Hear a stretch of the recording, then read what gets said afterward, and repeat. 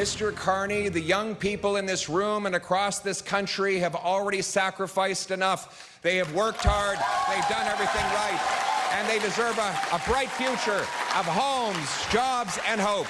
I'm not sugarcoating it to people. Yes, we had to make tough choices, but when you make tough choices, you're able to focus, you're able to prioritize, you're able to invest in places that makes a difference. Finance Minister François-Philippe Champagne this week refusing to say what so-called sacrifices the government's upcoming budget will ask Canadians to make, but pledging voters will understand the generational shift, as his government calls it, that's happening. Conservative leader Pierre Poilievre, meanwhile, says young Canadians have made enough sacrifices. The much-anticipated budget comes as Canada faces an unprecedented economic threat from our neighbor, the United States, underscored by new data from StatsCan that shows the economy here contracted in 4 of the last 5 months. A special edition of The Scrum is here to look ahead to the high-stakes budget. Amanda Lang is CTV's chief financial correspondent. Najuda Maliz is an economics reporter with Bloomberg, and Nick Nanos is the chief data scientist and founder of Nanos Research. Hi, everybody. It's good to see you. Amanda, I'll start with you. Given what's going on with our economy right now, how significant do you think this budget will be?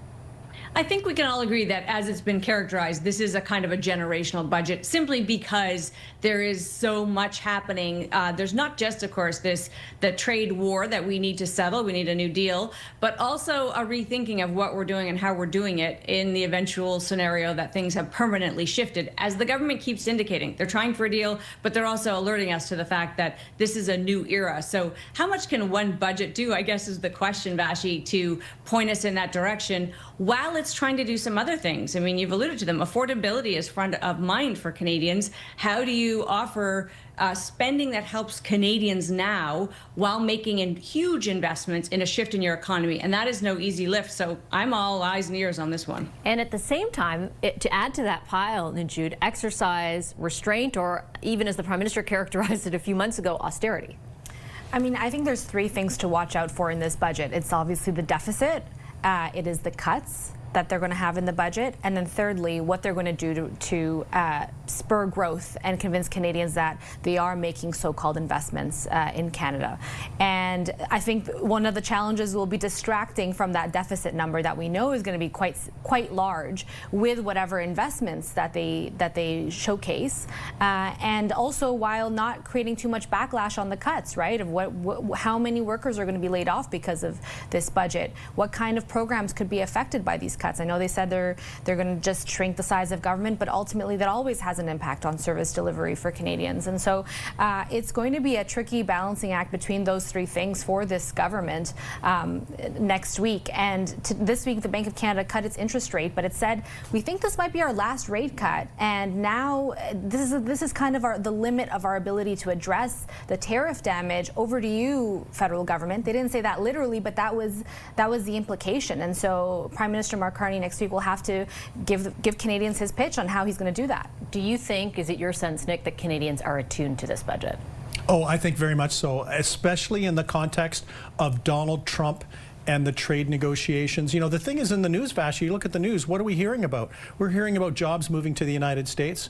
We're seeing that there's an economic slowdown. You know, the political stakes couldn't be higher because it's a statistical dead heat between the Liberals and the Conservatives. Like the Liberal honeymoon, if there was such a thing, is over. But I would like to say the Mark Carney honeymoon over Pierre Poilievre is not. Because although the Liberals and the Conservatives are in a dead heat statistically, Mark Carney still has about a 20-point advantage on the preferred Prime Minister tracking. Yeah, we're going to get to the possibility of an election soon, because I'd love to hear what you think about what could happen.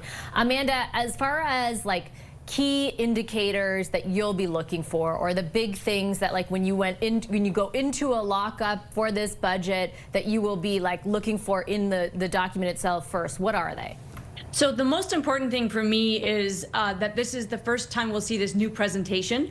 So we will see this difference, right, between operations and kind of capital investments. That's important, and I think economists are generally in favor of it. They're not critical of this idea, but how it plays out matters. And then, of course, we'll look at what those capital investments are, because how the government invests its long-term debt, which is presumably what that means, in making these big changes that help our productivity, that help grow jobs jobs of the future, that help the economy diversify.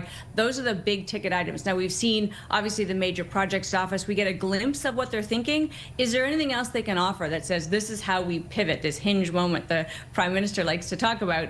And then I will be watching the kind of fiscal promises they make. My guess is, I'd love to hear what Nick has to say about this, but is they'll talk about government reductions that don't happen today. In other words, getting back to kind of pre-COVID levels, 70,000 job cuts according to PSAC, isn't going to be next year, because that would cripple the economy. And as you know, with the Bank of Canada governor just said, over to you for fiscal stimulation. Cutting a whole bunch of government jobs, of course, would be very hard on the economy.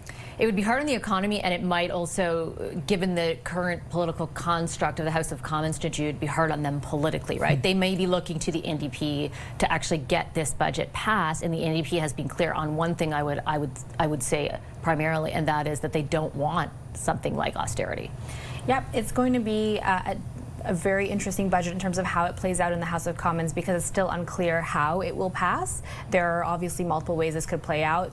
It seems like the most likely way it could pass would be that certain MPs would just not be there for the vote, and that could be from the NDP if a few of them sit out, and there you go. But it's a challenging budget for the NDP to support, because they need to build up the party and they need to show that they stand for something, and particularly right now with kind of this void on the left in terms of the political spectrum in Canada right now federally, it would be a challenge for the NDP to stand by the cuts to the federal service, other policies that the Carney government has adopted in relation to energy, climate change, and so they need to make a statement against Carney's agenda. And from the Conservatives, I mean, it would be very challenging to vote for this budget after you basically made the case that somehow Carney is, you know, worse than Justin Trudeau, even though, you know, you obviously had a case that Canadians were on side with you about Justin Trudeau, not necessarily right now with Carney.